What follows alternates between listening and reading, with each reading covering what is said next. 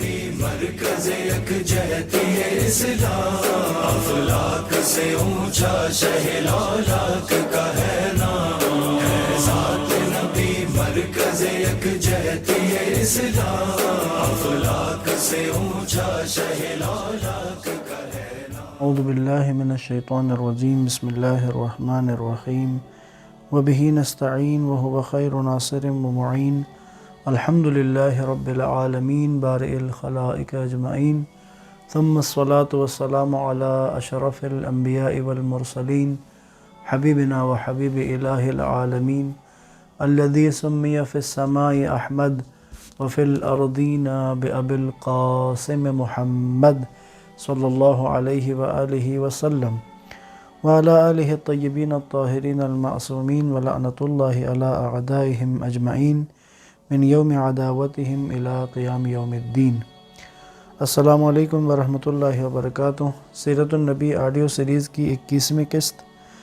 اللہ کے نبی سے پہلے کے عرب کے حالات بیان کر رہے ہیں۔ ہم عرب کے عقائد بیان کر رہا تھا میں، ان کے جو خرافات اور توہمات کے جن میں وہ مبتلا تھے ان پر بات چل رہی تھی۔ اسلام نے ان خرافات کے ساتھ مختلف طریقوں سے جنگ کی ہے۔ بیابانی عربوں کا ایک ایسا گروہ جو جادو کی ایسی مالا کے ساتھ جس میں پتھر، منکے، ہڈیاں پروئی ہوئی تھی،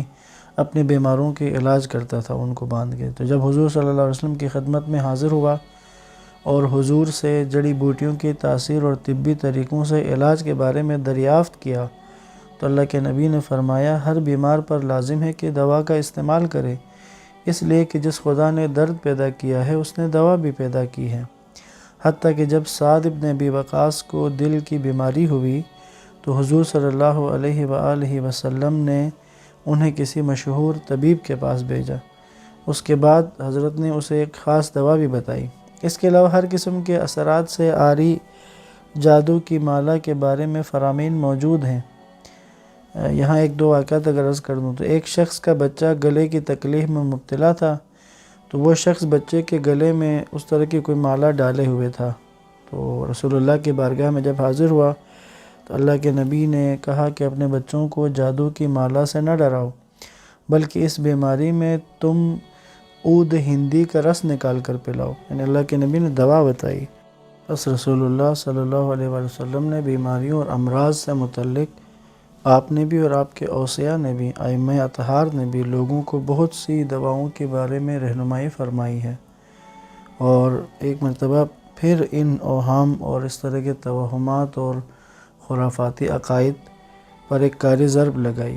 یہ ایسے توہمات کے جو زمانے جاہلیت کے عربوں کو اپنی جکڑ میں لیے ہوئے تھے، ان سب دواؤں کو جو انبیاء سے، رسول اللہ سے، اسی طرح معصومین سے، ائمہ اطہار سے کہ جو مروی ہیں، آپ نے جو ادویات تجویز کی، ان کے بارے میں بڑے بڑے محدثین نے تحقیق کی ہوئی ہے، اور طب نبوی کے نام سے، طب امام صادق، طب امام رضا علیہ السلام،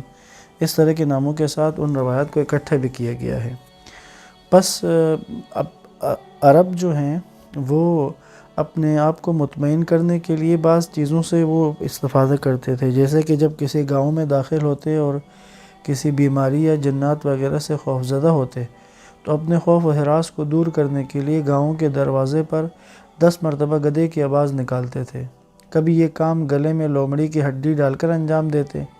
اگر بیابان میں بھٹک جاتے تو کرتے کا آگے کا رخ پشت کی جانب کر لیتے۔ سفر کے لیے تیار ہوتے تو ایک دھاگا درخت کی شاخ سے باندھ دیتے، لوٹنے پر اگر دھاگا اپنی حالت پر باقی ہوتا تو مطمئن ہو جاتے کہ عورت نے بے عفتی کا عمل انجام نہیں دیا، اور اگر دھاگا کھلا ہوتا یا اصلاً گم ہو جاتا تو اپنی عورت کو خیانت کے بارے میں اس کو متہم کرتے ہیں، کہتے تھے کہ عورت نے خیانت کی ہے۔ اگر بچے کے دانت گرتے تو انہیں 2 انگلیوں سے سورج کی طرف پھینکتے اور کہتے کہ اے سورج، ان سے بہتر دانت عطا کر۔ جس عورت کا بچہ زندہ نہ رہتا تو اگر وہ کسی نامور مقتول کی لاش پر 7 مرتبہ قدم رکھتی تو خیال کرتے تھے کہ اس کا بچہ بچ جائے گا۔ یہ ان بے شمار خرافات میں سے تھے کہ جنہوں نے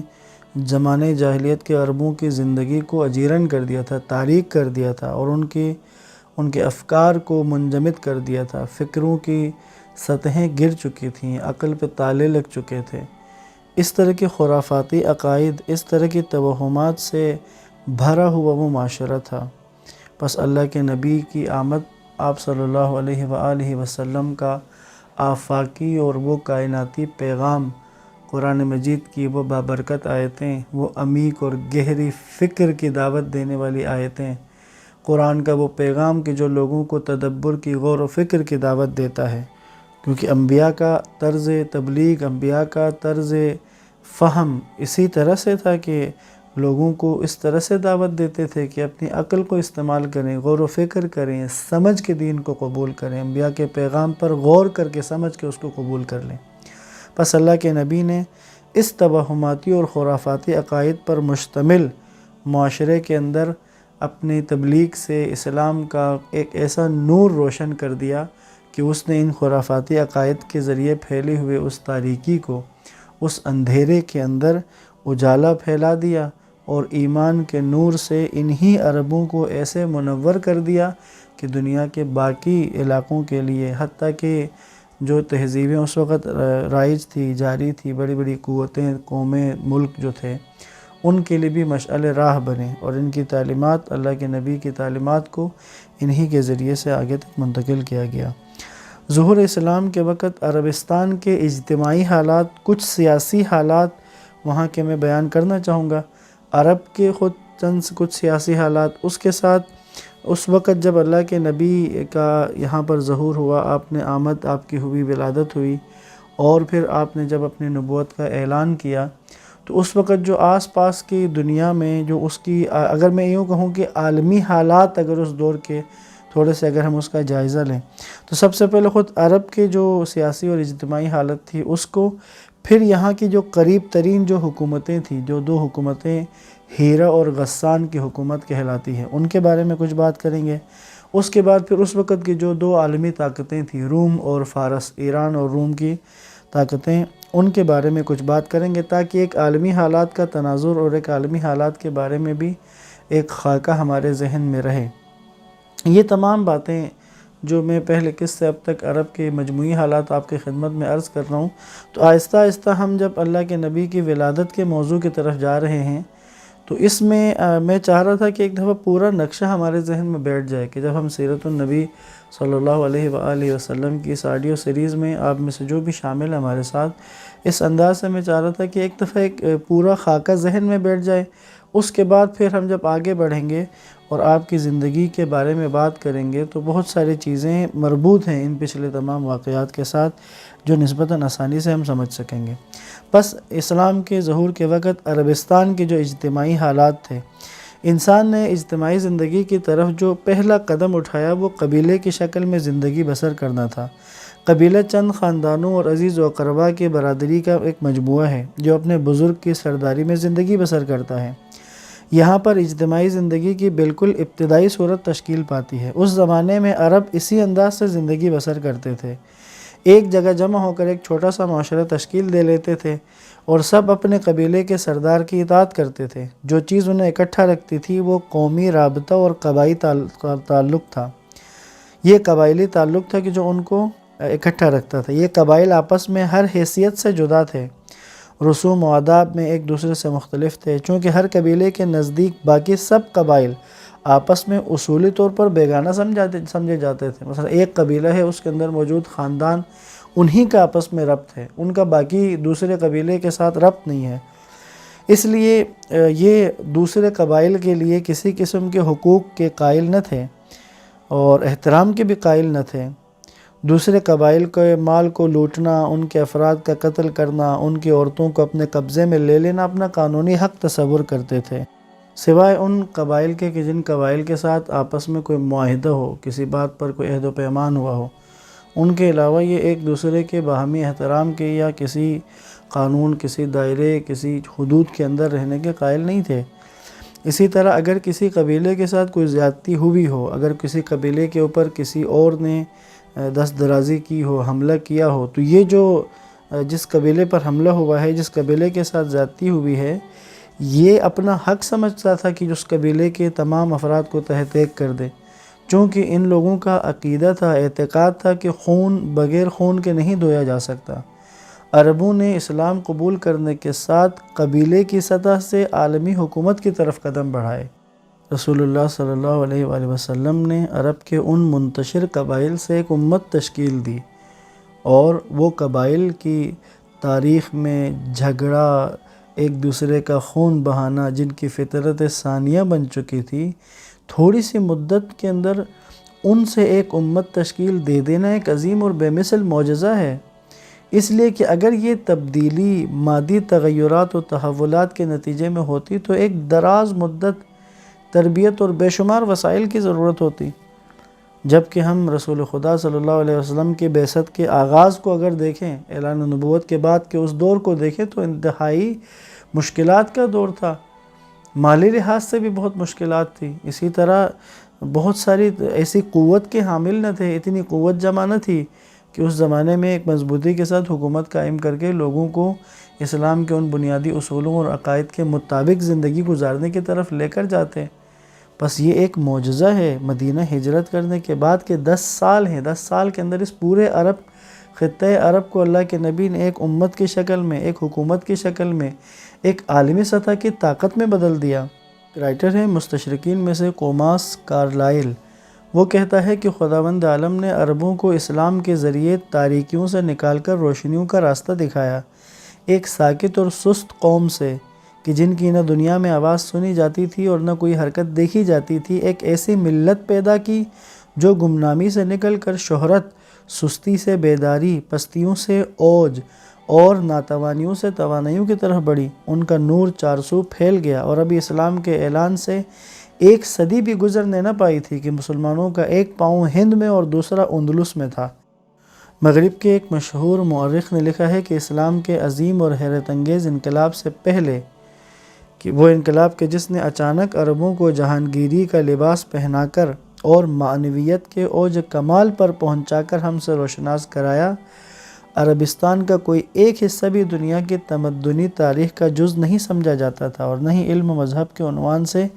ان کی کوئی حیثیت تھی۔ یہ بات درست ہے کہ زمانہ جاہلیت میں پروان چڑھنے والے لوگ یعنی عرب کے مختلف قبائل نہ تو کسی تمدن سے واقف تھے اور نہ ہی تعلیمات و آداب و قوانین سے بہرہ مند تھے۔ یہ لوگ ہر قسم کی سماجی اور معاشرتی خصوصیات سے کہ جو کسی بھی قوم کی ترقی اور تمدن کا باعث بن سکتی تھیں بے بہرہ تھے۔ اسی لیے یہ سوچا بھی نہ جا سکتا تھا کہ اس خطے کے لوگ اتنی تیزی کے ساتھ اتنی بلندی تک پہنچ جائیں گے اور قبیلے کی چھوٹی سی اجتماعی زندگی سے نکل کر عالم انسانیت کے پیشوا بن جائیں گے۔ ظاہر ہے کہ یہ ایک ایسا کام تھا کہ جو تاریخ دانوں کے لیے جو ان موضوعات کو سمجھتے ہیں ان کے عقلوں کے تحیر اور حیرت کا باعث بنتا ہے۔ دنیا میں ہر ملت ایک عمارت کے مانند ہے، جس طرح عمارت کے لیے بہت سی باریک بینیوں اور مستحکم مصالح کی احتیاج ہوتی ہے۔ ضرورت ہوتی ہے کہ اچھی پلاننگ ہو، منصوبہ بندی ہو تاکہ وہ باقی رہے، پائیدار رہے۔ ایک صحیح سسٹم کی ضرورت ہوتی ہے، ایک صحیح روش کی ضرورت ہوتی ہے تاکہ وہ مختلف مشکلات کے سامنے ثابت قدم رہ سکیں۔ ایک آگاہ اور قومی تنظیم جو ہوتی ہے، منظم ہونا، نظم ہونا، اور اس کی بنیادیں ایسی بنیادیں کہ جو صحیح اصولوں اور کامل آداب اور انسانیت کے بلند ترین اخلاق کے مطابق ہوں تاکہ وہ بقا اور ترقی کے لائق رہے۔ یہ سب چیزوں کی ضرورت ہوتی ہے کسی بھی قوم کے لیے۔ تو بس اس بنا پر یہ بات قابل غور ہے کہ یہ عجیب تبدیلی عربوں کے اس جاہلیت کا جو معاشرہ میں نے کل بھی جو بیان کیا اور آج بھی کچھ اس کا حصہ بیان کیا، اس طرح کی خرافاتی اور توہمات والے عقائد رکھنے والے عربوں کے اندر کیسے وقوع پذیر ہو گئی؟ وہ لوگ کہ کل تک جن کی توانائیاں اختلاف و نفاق کی وجہ سے بیکار ہو کر رہ گئی تھی، انہوں نے اس حیرت انگیز تیزی کے ساتھ کلمہ اتحاد اور وحدت و الفت سے بہرہ مند ہو کر ایک ایسی طاقتور حکومت تشکیل دی کہ جس کے سامنے اس زمانے کی عظیم اقوام عاجز نظر آئیں، اور ان کے دیے ہوئے اصولوں کے سامنے سر تسلیم خم کر کے دنیا کی بڑی بڑی قومیں ان کی تابعدار ہو گئیں۔ بس اگر یہ کام عرب کا ہوتا، من حیث العرب ہوتا، تو من حیث العرب اگر کہیں تو یمن کے جو اعراب ہیں وہ تہذیب و تمدن کے مالک تھے، انہوں نے ایک طویل عرصہ حکومتیں کی ہیں، لیکن اور بڑے بڑے شہروں کو اور بڑے بڑے حکمرانوں کو جنم دیا ہے، وہ اس ترقی اور عظمت کو نہیں پہنچے۔ اسی طرح ہیرو اور غسان کی جو حکومتیں تھیں وہ اس عروج پر نہیں پہنچے. بس یہ عروج پہ جانا، بس یہ ترقی کرنا، یہ عالمی سطح کی حکومت بننا، یہ سب عرب ہونے کی وجہ سے نہیں تھا، بلکہ وہ پیغام اسلام کی وجہ سے تھا، اسلام کی تعلیمات کی وجہ سے تھا. آج یہاں پر اختتام کرتا ہوں، انشاءاللہ اس موضوع پر کل بات کریں گے. والسلام علیکم ورحمۃ اللہ وبرکاتہ.